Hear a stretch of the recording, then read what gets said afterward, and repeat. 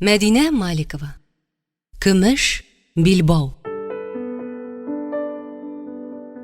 Администрацияның 3 катлы ак кирпич бинасы каршында сыкы сарган агачлар белән әйләндереп алынган мәйдан читендә берничә машина тора.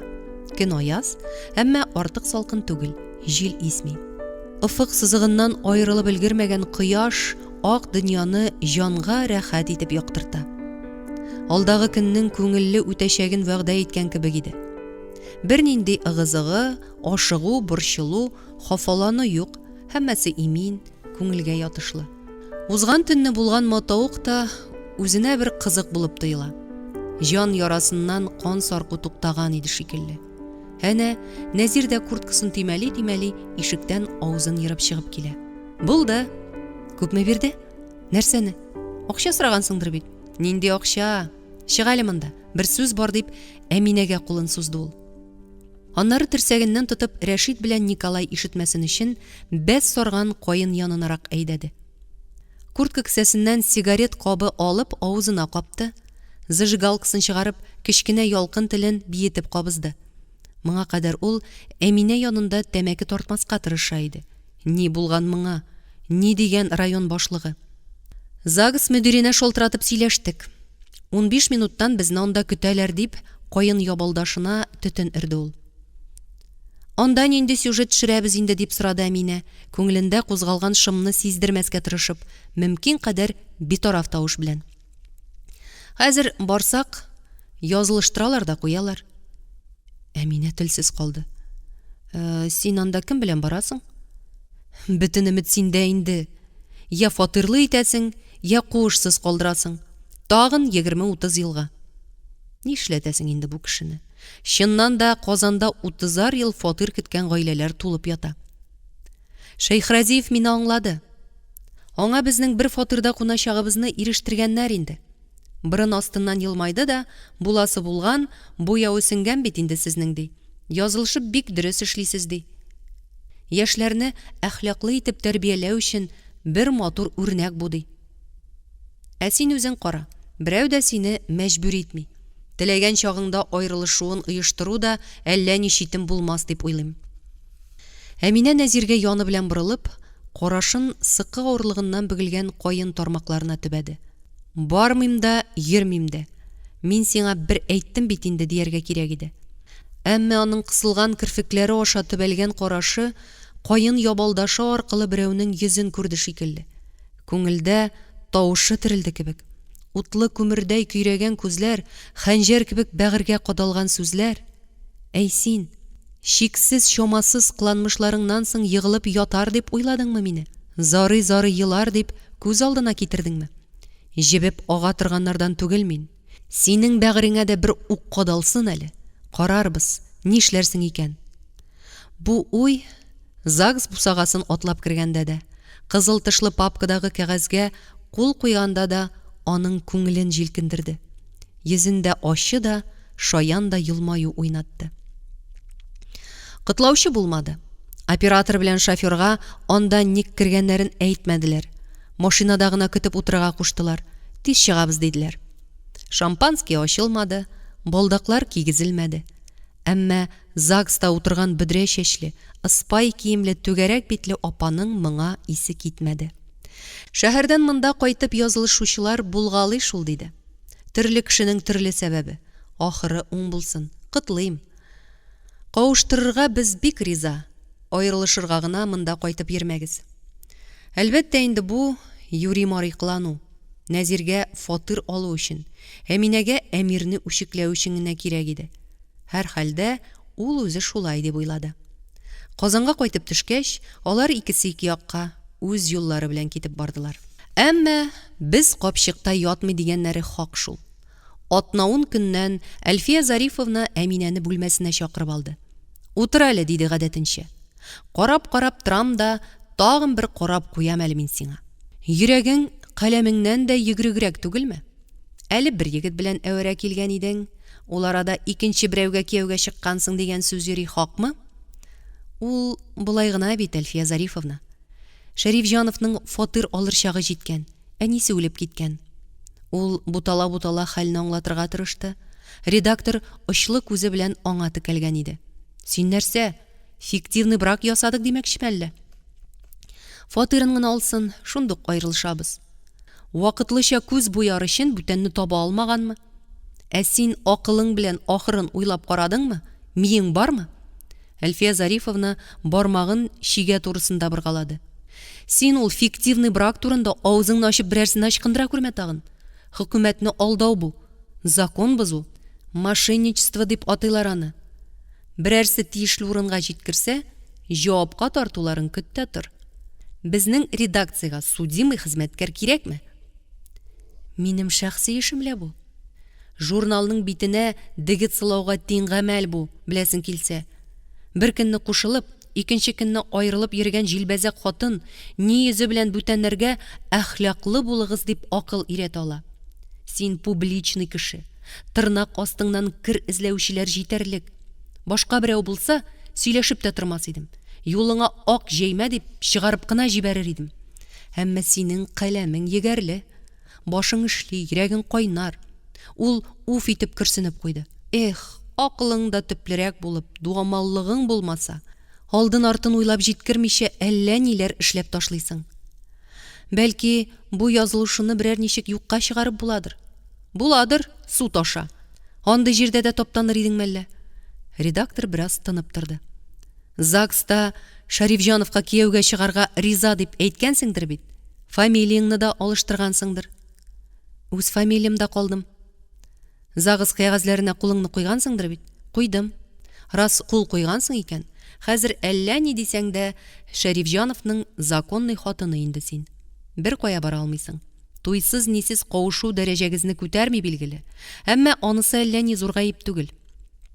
Тату яши алсагыз бирсен Ходай. Туйларыгыз күп булыр әле. Мәкаләләреңдә үзең дә язасың бит. Бәби туйлары, ситсы туй, бәллүр туй, көмеше, алтыны. Шулай дип урыныннан кузгалды да, якын ук килде ул. Әминә дә торып басарга мәҗбүр булды. Ну что ж, тәбриклим дип, аның ике кулын учлап селкеде редактор. Миңа ул егет ошый. Сөйкемле сөяге бар, ипле җайлы күренә. Кадерен белсәң уңарсың. Шунысын да әйтергә кирәк. Тиле мәхәббәт кабына да сүнә ул, ә менә дуслык гомерлек. Раз инде син аның хәленә кергәнсең икән, димәк, дус күрәсең дигән сүз. Ул шундый итеп сөйләнә, әйтерсең лә Әминәнең фиктивный брак турындагы сүзләренә ышанмаган, ышанса да җиттегә алмаган иде. Кияү яңа фатирына күчте. Кәләш тулай торагында яшәп ятуында булды. Ахыр чиктә мәсьәләне Әмир хәл итте. Газеталар РСФСР Югары Советы депутаты Нуриевның туйы турында язып чыктылар. Зур итеп фото сурәтләрендә куйганнар. Бигрәк пар килгәннәр инде дип сокланырлык, кызыгырлык иде. Фәрдиянең сүзе дөрес. Открытка итеп сатарлык сурәтләр иде алар.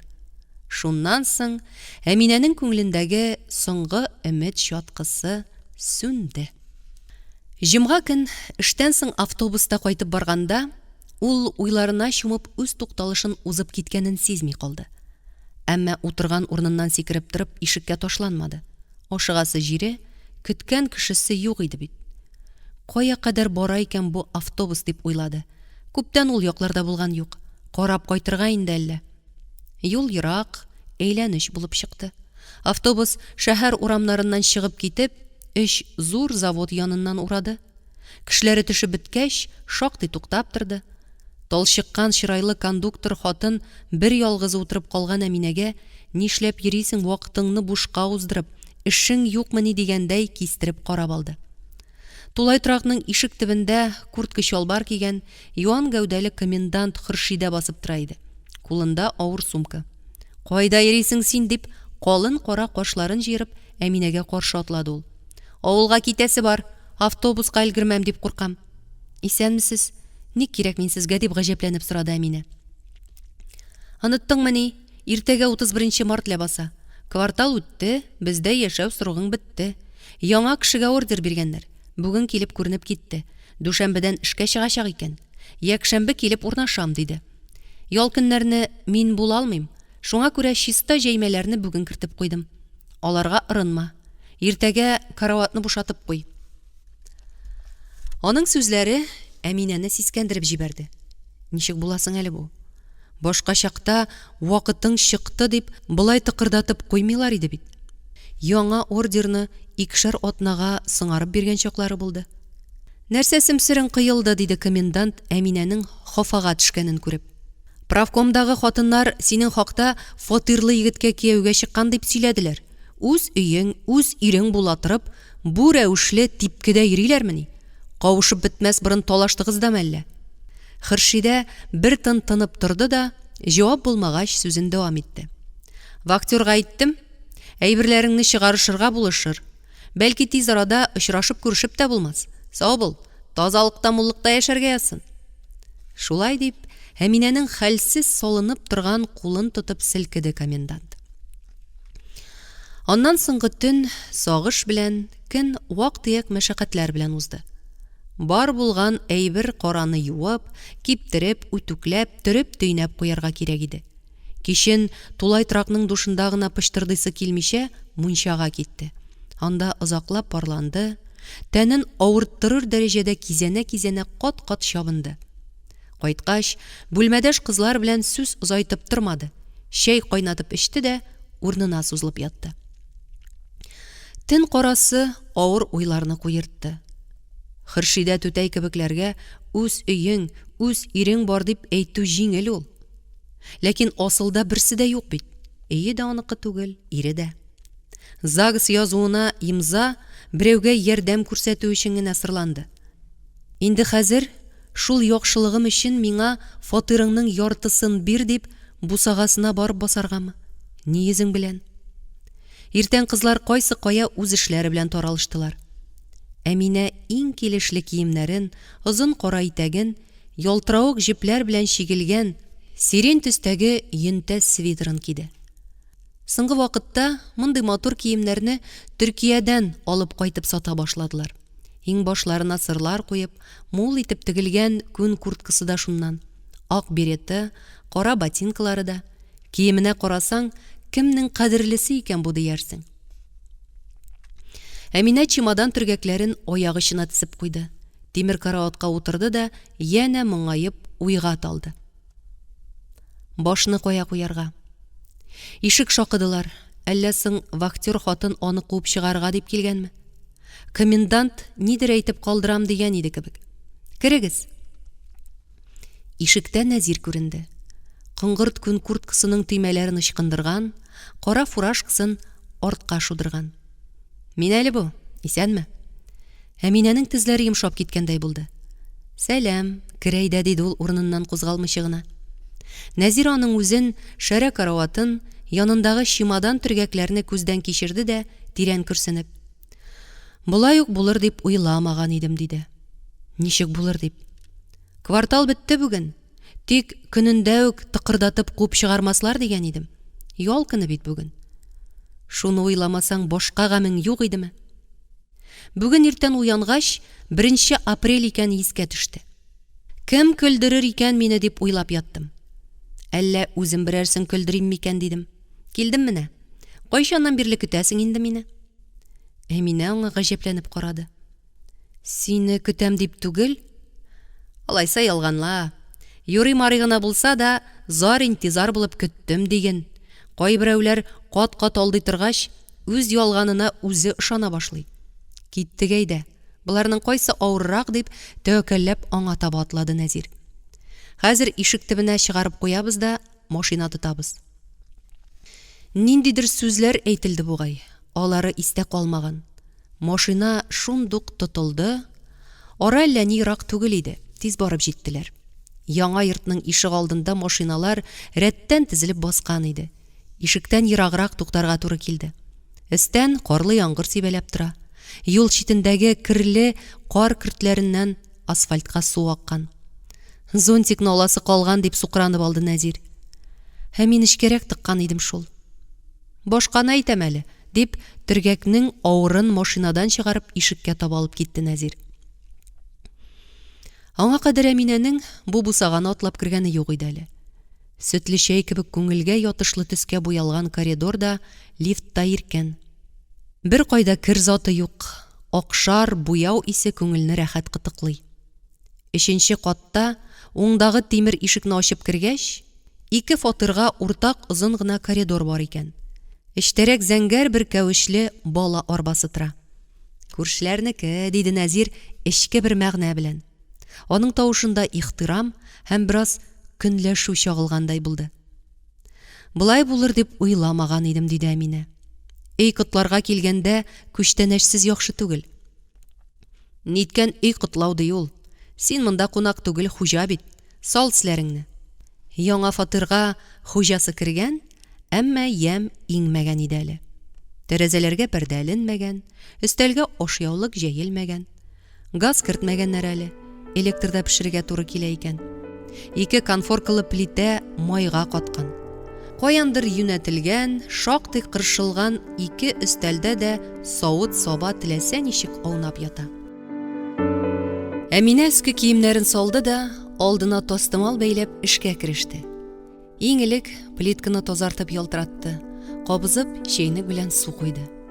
Ни пешерим? Мин бәрәңге яратам, диде Нәзир.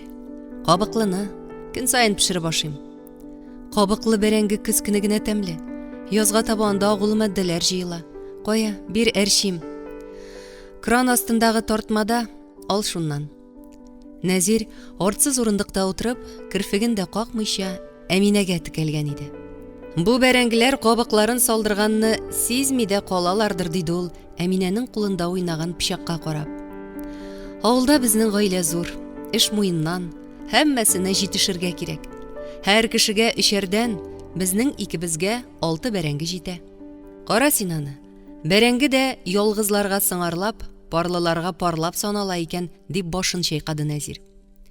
Чистарту, тазарту, ашарга пешереп, табын кыру кебек мәшәкатьләрнең бу хәтле рәхәт икәнен моңарчы нишләп белмәде икән Әминә. Тәнгә җиңел, ләззәтле хәрәкәт, җанга тынычлык бирә икән ләбасалар. Менә өстәлгә чиста тәлинкәләр куелган. Уртада ипи, бәрәңге, акмай, чәй, шикәр. Син гаепләмә инде. Сый хөрмәт мулдан түгел, диде Нәзир. Булай буласын белмәдем. Авыл баласына сыйның зурысы шушы бит инде. Алайда әзерләп куйган бүләгем бар.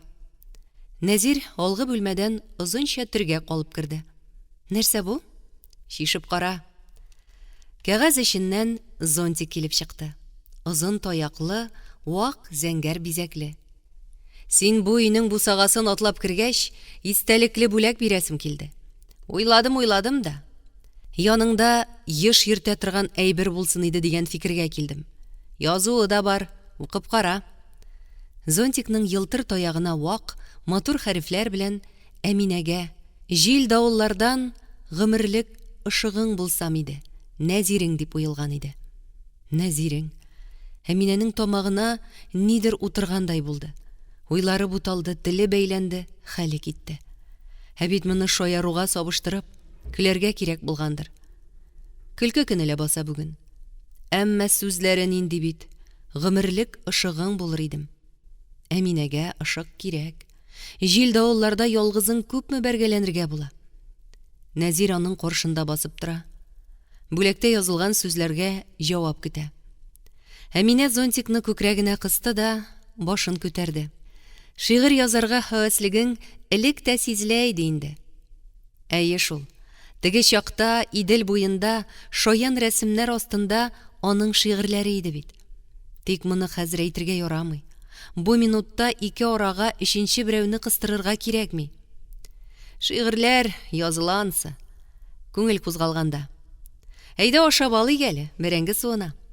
Я Раббым, мондый тәмле бәрәңгене моңарчы ашаганы булды микән аларның? Ниләрдер сөйләнде. Нәзир эшләгән телевидение турында, Әминә эшләгән журнал турында, икесе бергә ясаган тапшырулар турында, һәммәсенең көлке, шаян яклары искә алынды. Нәзир чәй тулы чинаягын күтәрде дә, син уйлама, минем өйдә шәраб запасы бар, диде. Тик куймадым. Мин синең сулышыңнан исерәм. Башка исерткечне кушасым килми. Әминә кирфекләрен түбән төшерде. Әйтер сүз тапмады. Менә икесенә 6 бәрәңге ашалды, 2 чинаяк чәй эчелде. Әминә үзе дә белештермичә тәлинкә чынаякларны җыештыра башлады. Мин хәзер, дип урыныннан кузгалды Нәзир. Юыну бүлмәсеннән су шавы ишетелде. Әминә залга чыкты. Зур диван каршы якның уртасына куелган иде.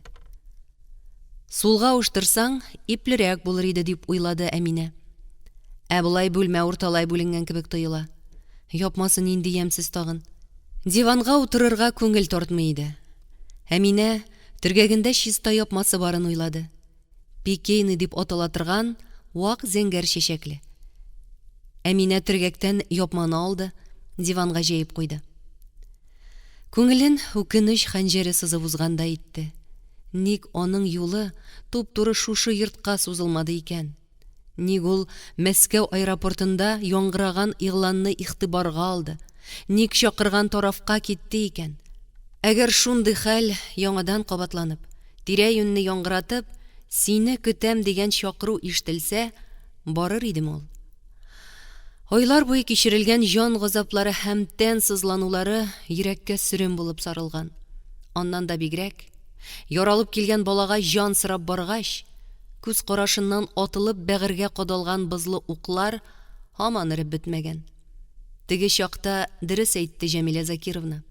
Ничек кенә хисләнсәң дә, бөтенләй үк уйламый булмый.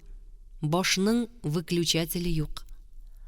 Бер кич рәхәт чиккән өчен бик кыйммәт түләргә туры килде. Һәм әле дә түли Әминә. Үз хатасы аркасында бу көнгә җәрәхәтләнеп килгәне өчен виждан әрнүе белән. Шәрәпләрнең затлысын сатып алып була. Гүзәл манзараларны барып карап була. Тик югалган сафлыкны табып булмый икән. Шушы сәгатьтә ул бронзадан кыелып, алтынга манылган борынгы сынга охшаш егеттән ваз кичте. Әминә күзлеген салып өстәлгә куйды да, битен куллары белән каплады. Нәзир сак атлап бүлмәгә керде. Аның каршына басып, кулларын битеннән айырды да, иелеп, күзләрен үбә башлады. Син бүген еларга тиеш түгел, дип сулышы белән өтеп пышылдады ул. Гомер озын, тормыш катлаулы, елар чакларың булыр. Күз яшьләреңне минем күкрәгемә ятып кына түгәрсең. Ләкин бүген түгел. Син белсәң иде, ничек зарыгып көттем мин бу минутларны. Аның сулышы Әминәнең бәгырен сызлаткан хафаларны өреп таратканда итте. Икесенең дә җаны җылыга зарыккан, тәне назга сусаган иде. Кавышу сәгате сукты. Күпмедер вакыт узганнан соң, сулышы тигезләнеп, тәннең җиңеллегеннән, күңелнең яктылыгыннан рәхәтлек кичергән Нәзир Әминәне йомшак наз белән күкрәгенә кысты. Синең белән җан тыныч. Мин сиңа ышанам. Син минем тиң ярым. Кайларда йөрсәң дә, ни генә булса да, онытма мин барын. Онытмам. Син һәрчак минем күңелемнең ышыгы булырсың. Аларның сулышы бергә кушылды. Менә шулай кавыштылар алар. Тикшерүче каршында моны ничек сөйләп утырмак кирәк? Башта без фатир алу өчен юри-морый гына язылышкан идек. Аннары мине тулай торактан куып чыгардылар да, аның янына күчәргә туры килде дипме? Милиция теленә күчергәндә шулай килеп чыга да бит инде. Син бер төрле сөйлисең, ә ул бөтенләй икенче төрле уйлый. Бүтән очрашырга язмасын иде дип уйлады Әминә. Әмма ул тагын шалтыратты. Мин сезгә белгәннәремне әйтеп бетердем инде, диде Әминә. Берәр яңалык булса, я нидер исемә төшсә, үзем хәбәр итәр идем. Теге юлы шулай килештек бит. Сезгә яңалык булмаса, миндә бар, диде Мансур Хуҗиевич. Телисезме, теләмисезме, очрашырга туры килер. Тавышы салкын, сүзләре кискен. Әллә Әмирнең хәле хакында нидер әйтмәкчеме? Хәзер киләм. Моны әйткәндә, Әминә тавышының карлыгыбрак киткәнен тойды. Бусаган атлап кергәндә, тезләре йомшарып китте. Тикшерүченең чырае караңгы, хәтта хәүфле күренде. Исәнмесез, ни булды? Саумысыз? Аның Нуриевның хәле начарайган мәллә? Тикшерүче тырпайган кашлары астыннан аңа сынап текәлде. Андый сүз әйткән кеше юк. Аңына килгәндер бит инде. Хәле яхшыга бара диделәр. Үзен күрмәдегезмени? Мондый очракларда тикшерүчеләр зыян күргән кеше белән мөмкин кадәр тизрәк сөйләшергә тырыша бит. Сез әйтмәсәгез, моңарчы белми идем дип төрттөреп куйды Мансур Хуҗиевич. Юкка борчыласыз. Аны кайгыртучылар булай да җитәрлек. Утырыгыз. Әминә өстәлдә сибелеп яткан кәгазьләрне күреп сәерсенеп китте. Татар иҗтимагый үзәгенең халыкка мөрәҗәгать өндәмәләре иде булар. Элекке елларда ябылган татар мәктәпләрен торгызу, яңа гимназиялар ачу, дәүләт советы утырышларын татар телендә алып бару, Хәтер көнен үткәрү, республикадан читтә яшәүче милләттәшләребезгә ярдәм итү, армиядагы егетләребезне җәбер золымнан аралау турында. Ник кирәк икән алар милиция кешесенә? Без монда эзләнү мәйданын киңәйттек әле, диде тикшерүче Әминәнең сораулы карашын тыеп. Һәм бу мәйданда сезнең шактый сәер гамәлләр кылганыгыз ачыкланды. Нинди гамәлләр ул? Беренчедән, нинди максат белән сез милләтчеләр арасына барып кирдегез? Әминә тирән итеп сулыш алды. Моны аңлату да җиңел түгел иде. Үзеннән үзе шулай килеп чыкты. Чакырып китерделәрме, әллә үзегез бардыгызмы? Эшсез калган чак иде. Анда сезнең каләмегезгә лаек эш юк ләбаса. Моның ишене сырлап бирүчеләр булай да җитәрлек, дип учы белән кәгазьләргә суккалады Мансур Хуҗиевич. Эшне андый җирдән эзлиләр димени. Ипи пешермиләр, күлмәк текмиләр, сату итмиләр.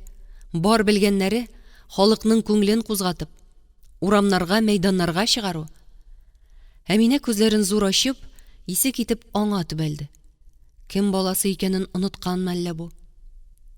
Үз халкыгызның хокукларын яклауга каршы мәллә сез? Хокукларны законны юл белән якларга кирәк. Алар закон бозып ни генә кыланмыйлар. Мәйданнарга халыкны җыеп, акырыну, бакырыну дисеңме? Вокзалларда милиция белән бәрелешүме? Югары совет түбәсенә үрмәләп менеп, дәүләт байрагын алып ташлап, үз әләмен элеп куюмы? Үзенекен түгел, милли байракны. Ул законнымы? Кем раслаган аны? Күпме криминал элементлар йылышты ул оешма тирәсенә. Адреналин кирәк аларга. Чыры шундый иде бит. Хукукларны яуларга мөмкинлек туганчак. Я күтәрелә халкың, я түбәндә кала. Әминә тагын ниләрдер сөйләнде. Әмма сүзләренең тыңлаучы колагына кермичә, читкә сибелгәнен тоеп, туктап калды. Хәер, сез листовкалар язмагансыз. Митингларда кычкырынып йөрмәгәнсез, диде Мансур Хуҗиевич уйлангандай.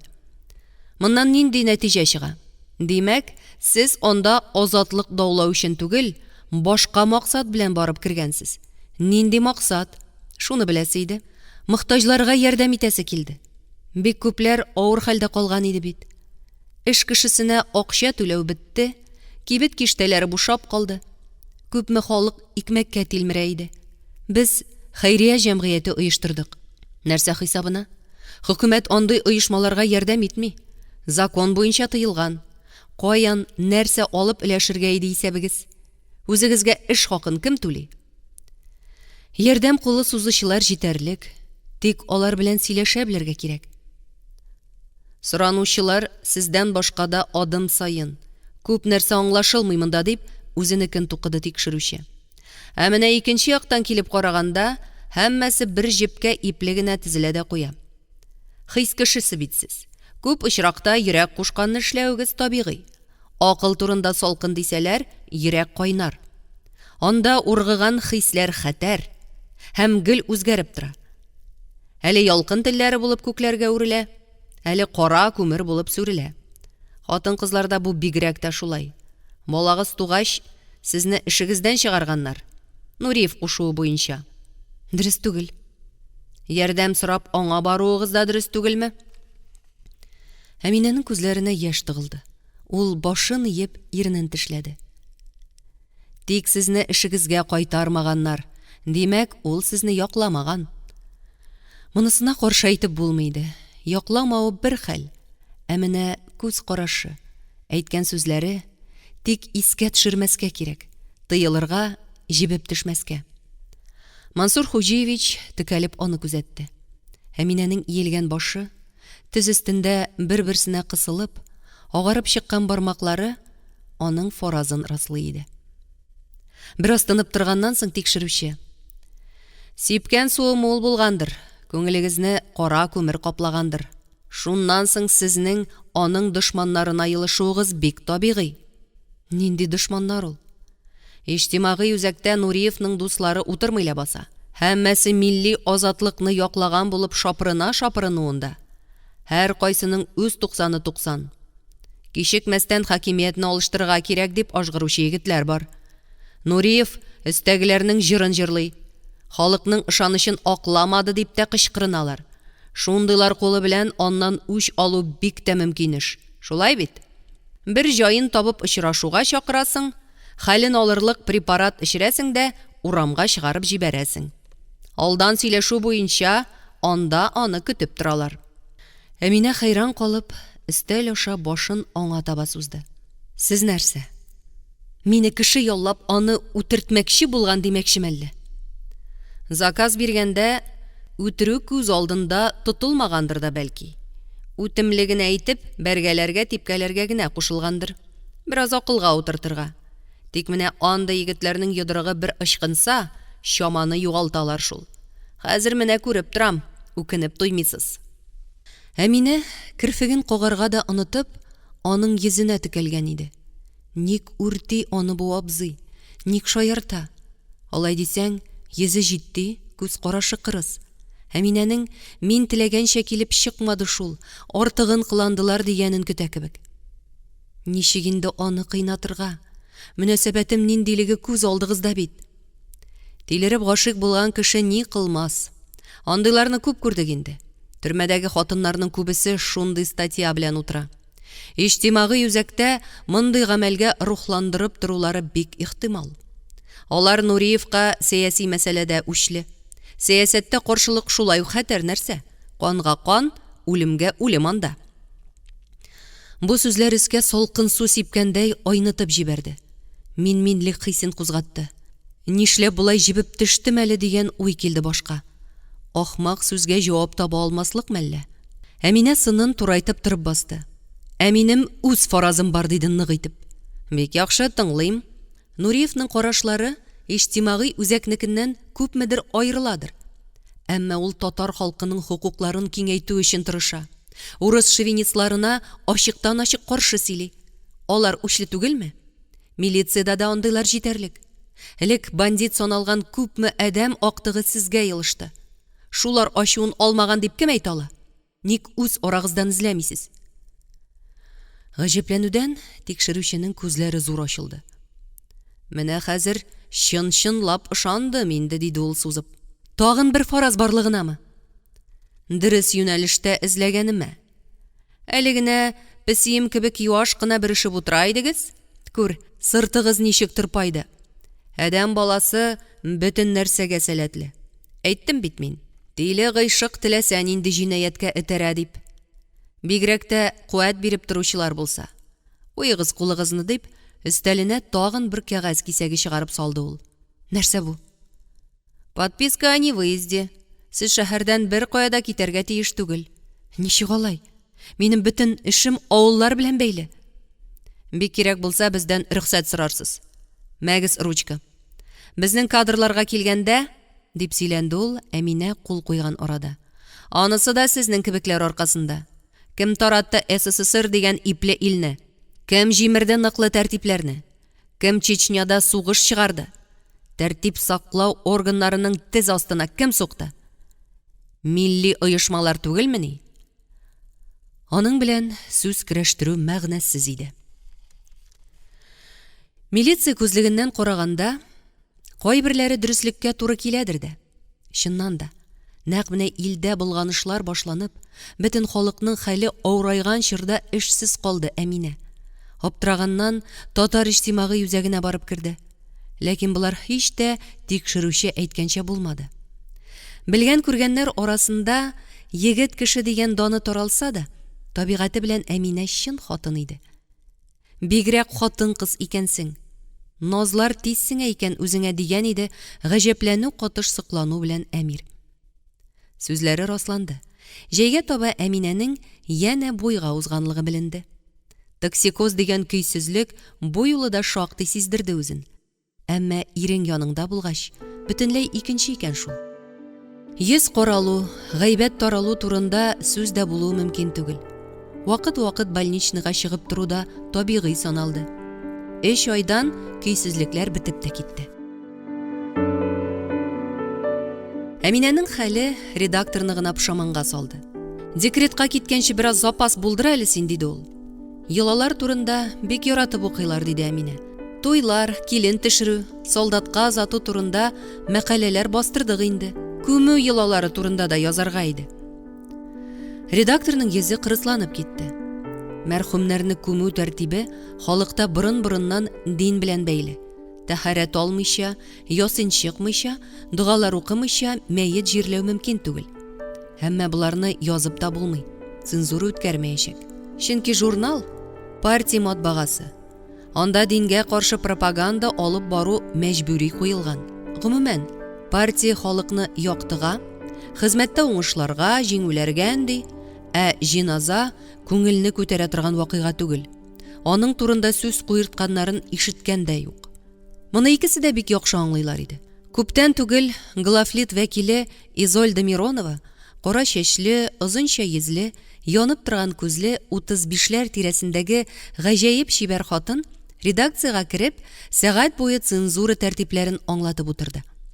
Кулында кирпеч хәтле китап. Матбугатта телгә алырга ярамаган заводларның, шәһәрләрнең, фаҗигаләрнең исемлеге иде ул. Аңа хәтта һава торышындагы кайбер үзгәрешләр дә кертелгән иде. Күп кенә завод-фабрикаларга якында бара алмыйсың, кая ул?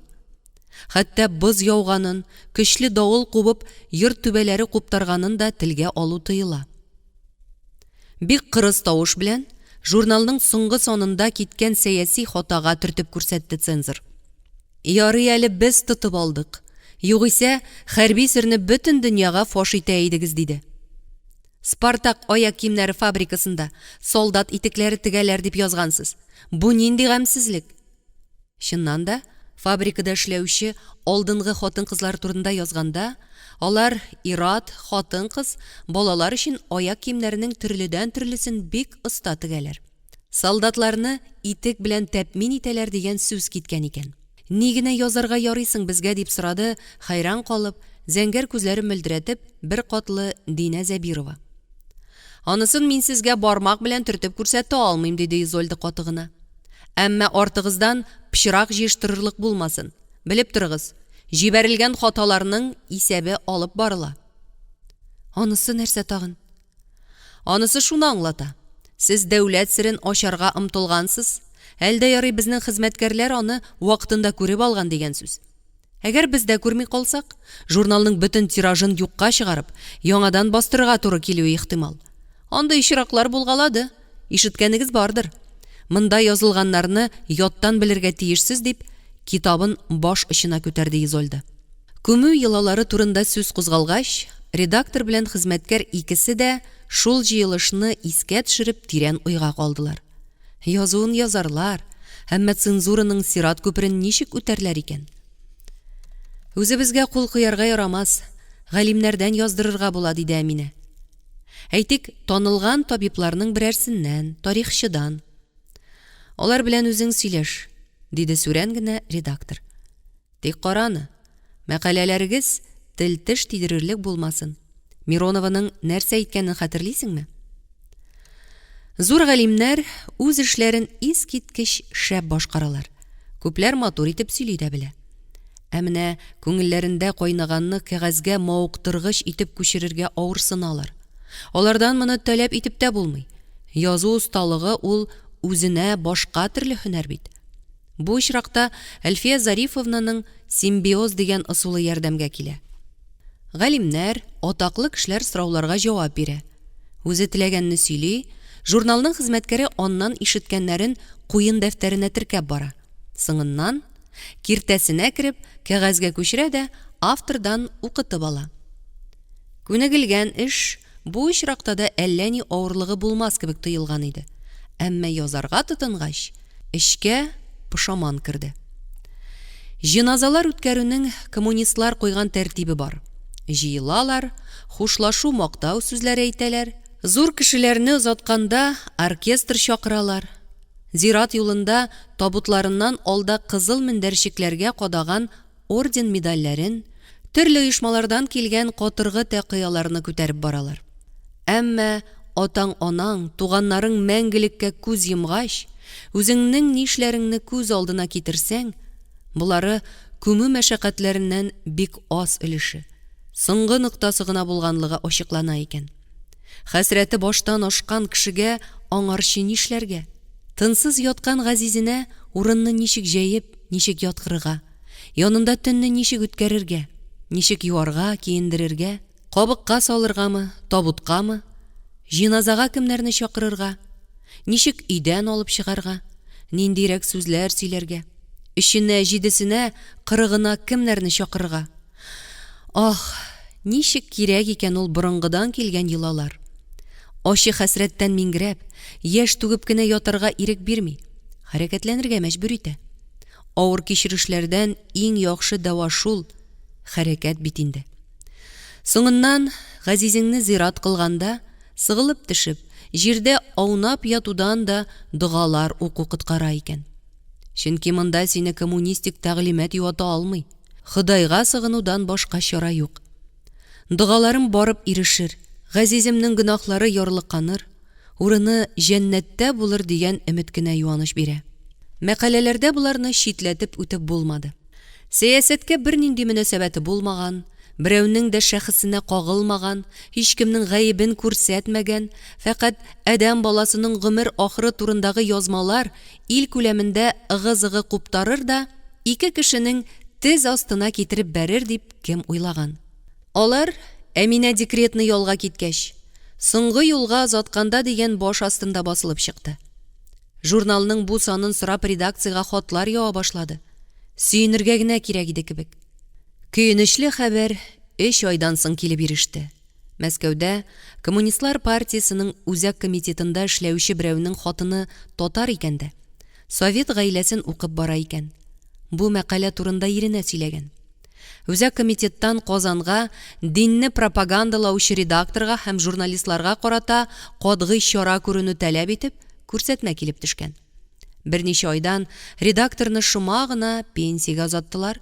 Аның урынына элек цензор булып эшләгән Изольда Миронованы китереп утырттылар. Әминә 9 айлык сабыен яслегә урнаштырып эшкә чыкмакчы иде. Әмма яңа редактор аны үз урынына кире кайтармады. Хәлләр мөшкилләнде. Бер кешенең эш хакына 3 тамакны туйдырып булмый. Акчасын да вакытында бирми башладылар. Ирең эштән кайтуга табынга куярга ипи белән бәрәңгең дә булмаса, такы-тыкы тамак ялганганнан соң сабыеңны туйганчы имезергә күкрәк сөтең җитмәсә, баш бутала икән шул. Җитмәүчелек, фәкыйрлек кешенең тәнен арыктырып кына калмый, акылын саектыра, рухын зәгыйфли. Югыйсә Әминә үзенә суккан, каһәрләгән кеше каршына барып басар идемени? Иренә әйтеп тә тормыйча. Менә тагын сабые аның буш күкрәген суырды да, башын артка ташлап, илереп елап җибәрде. Гаҗизләнүдән митүнде. Кая барырга, кемгә баш ырырга? Йөрәк түреннән борынгы сынга охшаган егет солтаны калкып чыкты. Хәзер инде туйлар узган, туннар тузган бит дип уйлады Әминә. Үпкәрәнҗешләрнең ачысы кимегән, хисләр сүрелгән булырга тиеш. Йыгылып ятуымны теләмидер. Үзен миннән акыллырак, көчлерәк итеп күрсәтү, чын ир егет икәнлеген исбатлау өчен генә дип тә хәлемә керми калмас. Ярдәменнән ташламас. Бер сүзе җитә, шундук элекке эшемә кайтарып утыртачаклар. Бу юлы Әминә аның каршында кечкенә, көчсез булып күренергә дә риза иде. Һәм ул тәвәккәлләде. РСФСР халык депутатларына хезмәт ияләрен кабул итү өчен Татарстан Югары Советы бинасында аерым кабинет биргәннәр икән. Иркен, шәп җиһазланган бүлмә. Алгы ягында оранжереядагы кебек биек, куе гөлләр үстергәннәр. Өстәл артында көлсу шешін күперткән Илзирә Хөснуллина утыра. Чырайы нык итеп макияж салган булуга карамастан, төссез. Адәм баласының битен иннек киршәннән бигрәк күңел яктылыгы бизи шул. Ул булмаса бетте баш. Әминәне күргәч, тәмам сөмсүре кыйылды. Тагын да күрексезләнеп китте. Рәхим итегез, Әмир Султанович сезне көтә диде, урыныннан кузгалмый гына. Ишектән керүгә Әминә ялгышканын аңлады. Әмирнең элек ычкыннар чәчрәтеп торган күзләрен соры пәрдә каплаган кебек иде. Исәнләштеләр. Әмир түр өстәл артында утырган килеш калды. Әминә ян өстәл янына утырды. Җан сөйгән ярлар очрашкач, үзләрен булай тотмый. Бәлки авылдашлар, сабакташлар шулайрак сөйләшәләрдер. Аларның да җанга якыннары түгел. Әминә үзенең хәлен аңлатырга тотынды. Әмма нинди сүзләр әйткәне хәтеренә сеңеп калмады. Бу минутларда егетнең эчендә кайнаган хисләр аның йөрәгендә сулкылдатты кебек. Котлаулы иде бу хисләр. Хәзелеп сөю нурларына үпкә, рәнҗеш чаткылары кушылган иде. Сикереп торып сөйгәнен кочагына алу омтылышын үч алу теләге баса. Күзләреннән бөркелгән утны күрсәтмәс өчен, карашын аска төбәгән, иреннәрен ачы көлемсерәү кыскан. Бу кыяфәтендә ул элеккечә үк газиз дә, шул ук вакытта шул хәтле чит ятта иде. Менә ул ялтырап торган кыңгырт өстәл тактасында кушырып кысылган бармакларыннан карашын аермыйча авызын ачты. Изольда синең белән эшләргә теләми бит. Мин аны мәҗбүр итә алмыйм. Әминәнең зиһене авышкандай булды. Кем соң әле бу? Аның тормышын кайчандыр кояшта яктырткан, аннары яшендәй көйдергән Әмирме? Алтын су, мул чәче, шул ак җиң очыннан чыгып торган беләкләрендәге нәфис тек бөртекләре, нык бармаклары, шакмаклап уелган тырнаклары, тик атсыз бармагындагы киң алтын балдак кына ят. Якын килмә дигәндәй кисәтеп зәһәр йылтырый. Әллә шуның сихере сүрелдергәнме аның күзләрен? Шул ят иткәнме йөзен? Шул салганмы аның теленә йөрәкне шөпшәдәй чагардай сүзләрне? Соңгы вакытта мәкаләләрең бөтенләй күренми. Мусина яза белми башлады дигән сүзләр йөри. Синнән соң журналда яхшырды, тиражы нык артты. Әнә нинди шәп материаллар бастырдылар. Күмү йолалары турында мәсәлән. Шулай диде дә тынып калды. Әйткәннәренә мөһер сугып, шулайрак шул, кулдан каләм төште әле дип сүзен җипләгәнне көтә түгелме? Мин язган идем бит аларны дияр идең дә. Моны исбатлауның кирәге юк ләбаса. Әмир аның каләмен танымыймы ни? Ник сөйли ул буларны? Ник кимсетә, юкка чыгара, салып таптый? Сыгылып төшүен телиме? Каршысында мышык-мышык елап утырыр дип өметләнәме? Әллә соң сикереп торыр да талаша башлар, ямсызланыр, затсызланыр дип уйлыймы? Тәмам күңелен кайтарыр өчен аңа шул кирәктер бәлки. Әминә сул кулын күтәреп, ире бүләк иткән алтын төскә манылган сәгатенә карады. Аннары елмаеп, бөтен йөзе белән балкып, урыныннан кузгалды. Профессор Ильясов белән очрашырга сүз куешкан идек диде. Сынга калмыйм тагын. Яхшы киңәшләрең өчен зур рәхмәт. Сау бул. Урыныннан кузгалып ишеккә юнәлгәндә, сынын туры тотарга тырышты ул. Ул кичне Нәзир бер сумка тутырып, кәгазь каплар алып кайтты.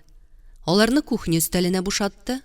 Ванна бүлмәсендә кулын юып чыкты да, хәлсез сулкылдаган баласын тотып утырган Әминәгә елмаеп: "Кая әнисе, малайны миңа бир әле" диде. "Иртәдән бирле күргән юк, сагындым. Ә син ашарга пешер. Эш хакын ярма итеп бирделәр бүген. Маргарина да бар." Тамакны туйдыргач, Нариман да изрәп йокыга талгач, Әминә мөмкин кадәр тыныч тавыш белән: "Мине эшемә кире кайтармаячаклар" диде. Эш алыштыру хәсрәтләрнең иң авыры түгел. Һәр кешенең диярлек башыннан уза, диде Нәзир. Син гел бер урында гына эшләдең, шуңа авыр кичерәсең. Исән муенга камыт табылыр. Ул төнне иренең назлары Әминәнең җанына иң шифалы дәва булып тоелды.